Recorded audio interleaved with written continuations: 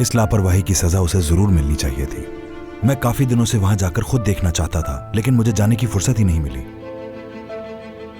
खैर, जो होना था हो गया। तुम जाकर शावर ले लो, बहुत पसीना आ गया है। ठीक है। मैं कैसे भूल गया। उफ। क्या भूल गए तुम? आज रात हमें फारूक के घर जाना था। अब इन सब हालात में वहां कैसे जा सकते हैं हम?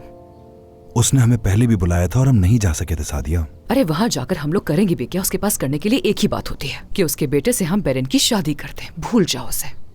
खैर ठीक है। अब मैं जरा शावर लेने जा रहा हूँ। उसे फोन करके बता दो कि हम आज नहीं आ सकेंगे। फारूक का नंबर मेरे फोन में मौजूद है, ले लो। मैं उसे कॉल नहीं करूंगी करीम।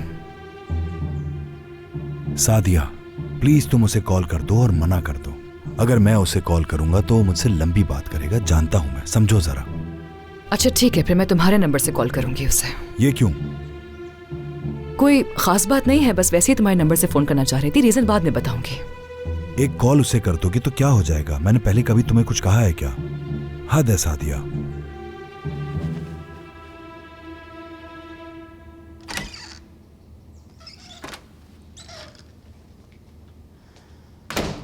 Good morning. Good morning.